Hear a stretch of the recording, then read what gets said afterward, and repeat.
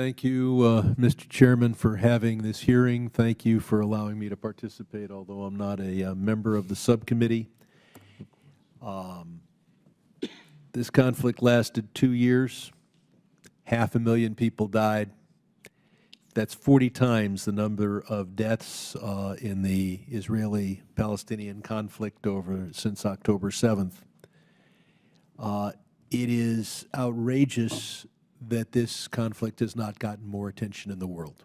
That is not a problem caused by our witnesses here. They're working on it every day. We have a UN Secretary General who outrageously said that what's happening in Gaza is unparalleled. No, what's unparalleled is what happened in northern Ethiopia. We have a number of others in the human rights community who have very falsely said that what is happening in Gaza is massively larger than anything that has happened since 2019. No, it is what we're here to talk about today, and thank you, Mr. Chairman, for having this hearing. There's also a feeling that since we had the Pretoria Agreement in November of 2022, our job is done. I think this hearing has illustrated the fact that that is not the case. I know there's been discussion here about Ethiopia's desire for a seaport. Obviously, we don't change international boundaries almost ever. But I will point out, I believe that Bolivia has certain rights with regard to Chilean ports. There are a number of other circumstances where a landlocked country has the right to use a port and have access to it and to not have tariffs on goods going out or going in. And I would think it'd be a step toward peace if Eritrea would agree not to give up any of its territory, but also not to charge tariffs. Mr.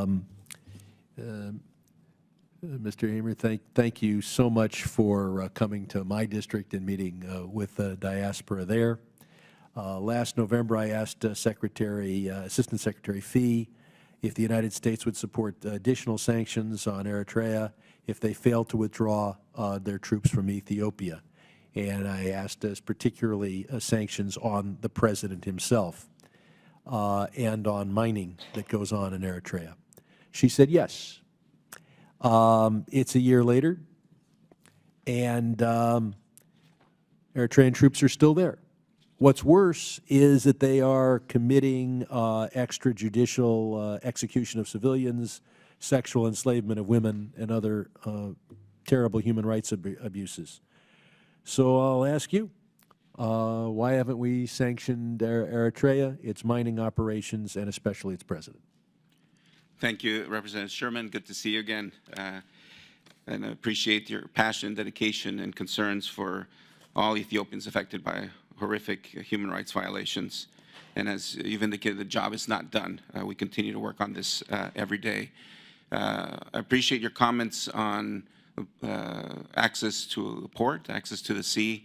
We discussed this earlier in the hearing, but it's interesting that you would mention Bolivia and Chile, as I have served in both Bolivia and been ambassador to Chile, and had a discussion with Prime Minister Abiy just last week on Thursday, on Thanksgiving Day, where I mentioned that they might want to look at that as an example. But the Prime Minister has clarified or made public remarks that, in fact, he's looking for a commercial, peaceful way to achieve that access, and so we will continue to encourage that. We can ill afford another war on the Horn. In terms of your specific question of sanctioning of Eritreans, we have sanctioned some. We have extended the executive order, and we continuously review whether we should sanction other individuals or organizations. So I'll take that back and see where we are. Especially with a commitment made by the Assistant Secretary that under those circumstances we would have sanctions on the president. It's time to act. It's been a year. What would be even better, of course, is if Eritrea withdrew its troops. There's absolutely no justification for their being there. Second, I understand that our food trucks will be getting in next month, that finally Abiy has relented and allowed us to have the control necessary to prevent massive theft. And I'll ask the witness from USAID, are we going to be sending enough in, not only to deal with those in refugee camps, but all the very hungry people in northern Ethiopia? Thank you, Congressman Sherman. We're going to do our best on this. Do we have sufficient funds and trucks and logistics to get the job done? We have, we're confident in the logistics chain that we're doing it. We're confident in our partners' ability to deliver, and with the very generous support of Congress, we greatly appreciate. We think we're in a good place to continue to make a difference in the lives of the Ethiopians. People are hungry.